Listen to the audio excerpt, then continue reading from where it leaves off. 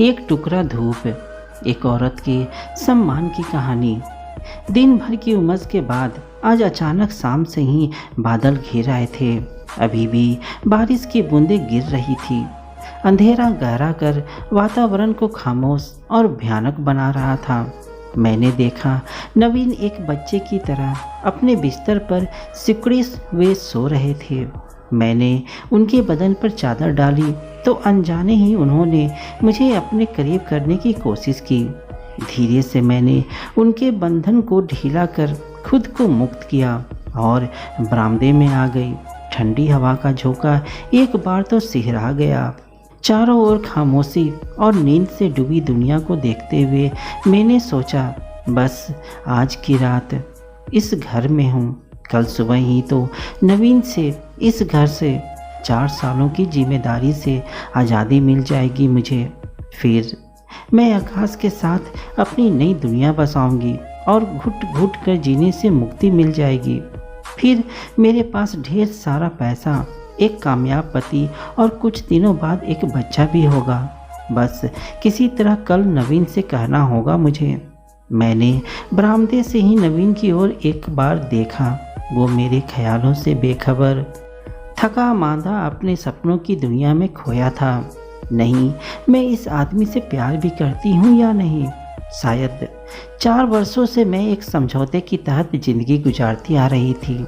एक ऐसा समझौता जो मेरी गरीब माँ ने तय किया था और मुझसे उम्र भर निभाने को कह गई थी। मुझसे ये दिखावा मेरी सोच पर अचानक ही एक प्रहार हुआ। दरवाजे की घंटी तेजी से बज उठी।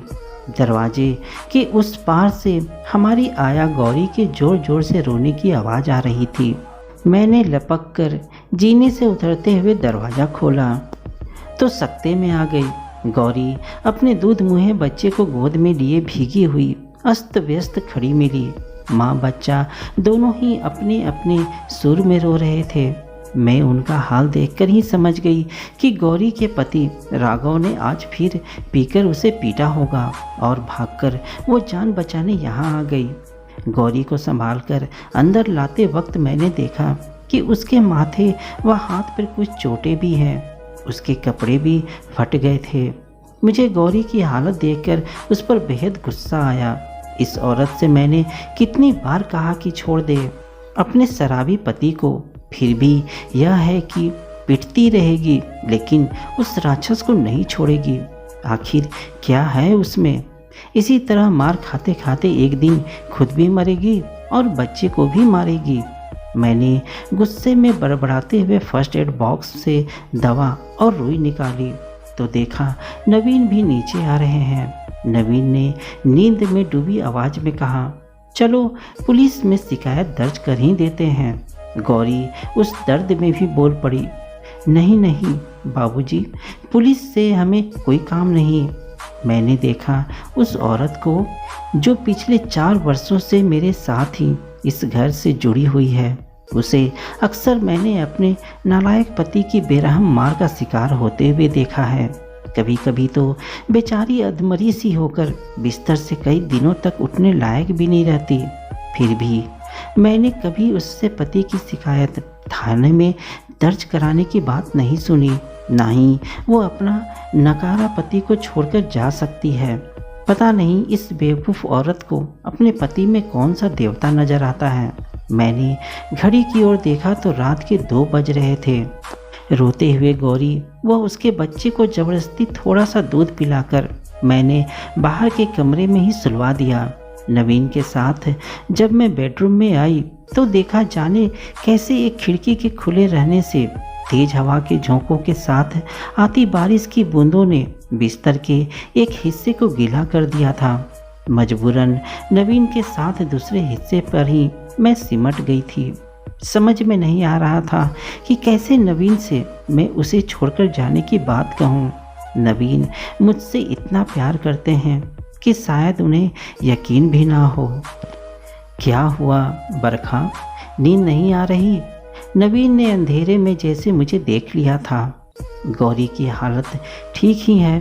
हाँ, 2-4 दिनों तक वो तुम्हारी मदद नहीं कर सकेगी, इसलिए परेशान हो ना तुम। लेकिन इतनी सी बात के लिए अपनी नींद मत खराब करो। परेशानी हर नौकर को लेकर होती ही है। नवीन को अंधेरे में भी मेरी नींद से दूर आंखें तो दिख गई थी, लेकिन मेरे मन में चलने वाली परेशानी का कारण पता नहीं था। हाँ, ये सच था कि हर बार गौरी के पीटने के बाद मैं परेशान होती थी, क्योंकि काम का सारा बोझ मुझ पर ही आ जाता था। लेकिन इस बार मेरी परेशानी की वजह गौरी नहीं थी। नवीन सो चुके थे, मैं सोच रही थी। पिता की अचानक मौत के बाद माँ एकदम टूट से गई थी। मेरे पिता एक शिक्षक थे और एक बंधी बंधाई कमाई पर ही हमारा परिवार चल रहा था। छोटा भाई मेडिकल की महंगी पढ़ाई कर रहा था। उन्हीं दिनों कोई नवीन का रिश्ता लेकर हमारे घर आया था। नवीन एक प्रेस में काम करते थे। माता पिता के अलावा एक भाई भी था जो एक बड़ी कंपनी में कार्यरत था। मेरी माँ को इस रिश्ते से कोई ऐतराज़ नहीं था। उन्होंने एक बार भी मेरी इच्छा अनिच्छा जानने की कोशिश नहीं की और मेरी शादी नवीन से हो गई। यहाँ आकर नवीन से मुझे कोई शिकायत नहीं थी शुरू में, पर धीरे धीरे मुझे लगने लगा कि मेरे सास ससुर का झुकाव मेरे देवर के प्रति ज़्यादा था, क्योंकि उसके पास अधिक पैसा जो था। अपने ईमानदार पति को मैंने कभी बेईमानी या झूठी कमाई करते नहीं देखा, पर मायके की तरह ही मुट्ठी भर ईमानदारी के पैसे पर मैं नवीन से कुछ कहना चाहती तो वो ईमानदारी पर लंबा चौड़ा भाषण देकर मुझे खामोश कर देते। मेरी खामोशी को वे मेरी सहमति समझ लेते, पर मेरी खामोशी के पीछे छिपी परेशान व बेचैन मन को वह समझ ना पाते। 2 साल बाद मुझे दूसरा धक्का तब लगा जब डॉक्टरों ने हमारी मेडिकल जांच के बाद मुझे ये बताया कि नवीन की कुछ कमजोरियों की वजह से हमें बच्चा नहीं हो सकता। मेरे दर्द को समझते हुए नवीन ने मुझे सांत्वना देते हुए बच्चा गोद लेने की बात भी की थी। फिर एक रात उन्होंने ही कहा था, मैं जानता हूँ बरखा, जाने अनजाने तुम्हें यहाँ खुशी नहीं मिल रही है। मैंने चौंक कर नजरें उठाकर अपने पति के चेहरे को पढ़ने की कोशिश की थी, पर उनकी नज़र किसी किताब पर ही टिकी थी। बरखा, तुम चाहो तो अपना समय काटने के लिए कोई महिला समिति या समाज सेवा वगैरह का काम कर सकती हो। शादी से पहले तो तुम लिखा भी करती थी ना, तुम फिर से वो सब। नवीन ने अपनी आंखें किताब के पन्नों से उठाकर मेरे चेहरे पर टिकाते हुए कहा। फिर से एक समझौता। मेरे दिमाग में यह ख्याल आता था, बच्चा नहीं हो सकता और मैं घर में बोर हो रही हूँ, तो मुझे हालात से समझौता करना चाहिए। मुझे कुछ समझ में नहीं आ रहा था, क्या शादी के बाद मेरा यही सपने थे? फिर भी खुद को समझाने या नवीन की इच्छा को पूरी करने के विचार से ही सही मैंने एक थिएटर ग्रुप में प्रवेश लिया। शुरू में तो मुझे कुछ लिखने को दिया गया, फिर मैं गंभीरतापूर्वक अपने काम से जुड़ने लगी थी। जगह जगह घूमकर हमें नाटक करने का मौका मिलने लगा था। नए नए दोस्तों से मुलाकात, मुझ में एक नई खुशी का संचार होने लगा था। उसी दरमियान मेरी मुलाकात आकाश से हुई। एक चंचल बेफिक्र इंसान, खूब सारा पैसा घर में था और करने को कोई काम नहीं था, तो उसने थिएटर को ही अपने शौक से काम में तब्दील कर लिया था। किसी खामोश शाम को भावुक होकर मैंने अपने घर परिवार का सारा ब्यौरा उससे कह डाला था। उसके आकर्षक शारीरिक व्यक्तित्व से प्रभावित होकर मैं नवीन के प्रति अपनी जिम्मेदारियों को नज़रअंदाज भी करने लगी थी। आकाश ने अपने प्यार का इजहार मुझसे कर दिया था। वो अपने घर पर मेरा इंतज़ार करने लगा था, लेकिन मैं चाहकर भी नवीन से कुछ कह नहीं पाती थी। पता नहीं इस शांत सीधे सरल व्यक्तित्व में क्या था कि मैं नवीन के सामने मुख बन जाती थी। एक बार फिर वो औरत के दर्द को समझ नहीं सके थे, या नवीन मेरे व्यस्त रहने में ही मेरी खुशी समझते थे। मेरी अनुपस्थिति में बड़ी आसानी से हालात से समझौता कर लेते थे। कभी कभी मैं उनके धीरज सहनशीलता के सामने झुक जाती थी। लेकिन मैं आकाश को भी तो छोड़ नहीं सकती थी। नवीन का मैं सम्मान करती थी, लेकिन प्यार शायद मुझे आकाश से ही होने लगा था। कभी कभी तो मेरा ज़्यादा वक्त नवीन से दूर रहने में ही बीतता था। थिएटर का आकर्षण मुझे बांधने लगा था।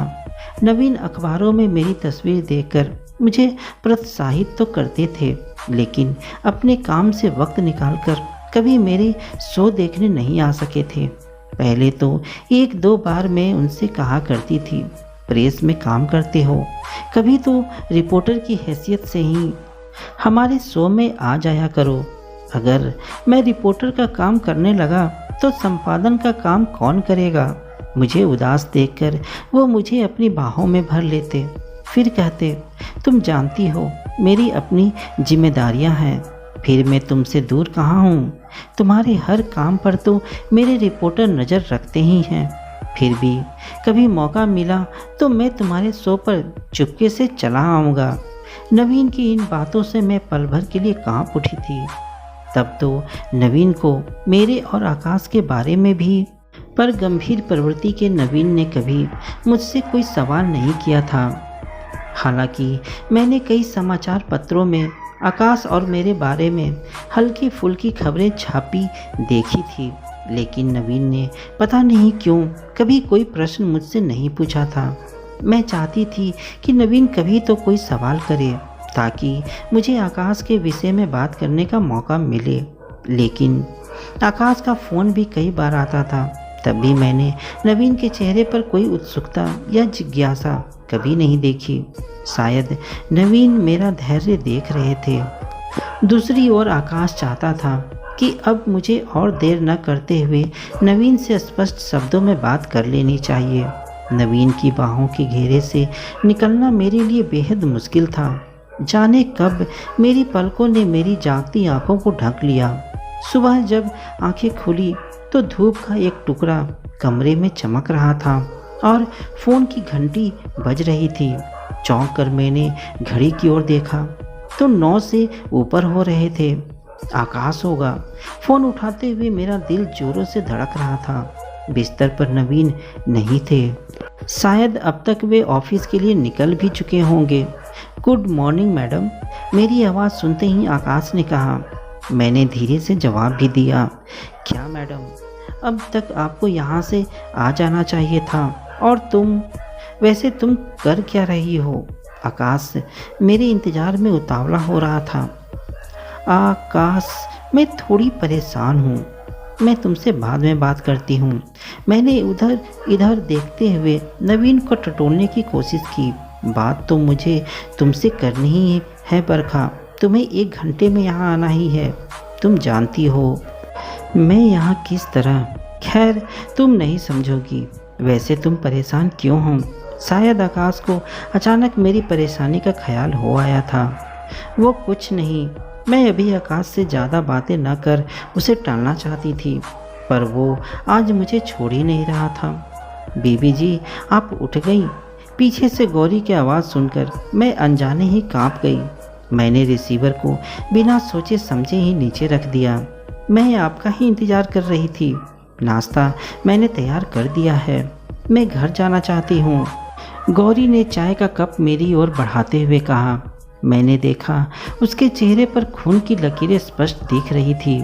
मैं अपने सामने बैठी उस औरत को देख रही थी जो अपने मर्द से पीटने मार खाने के बावजूद उसे छोड़ नहीं सकती थी। एक नालायक मर्द से जुड़ी भारतीय नारी।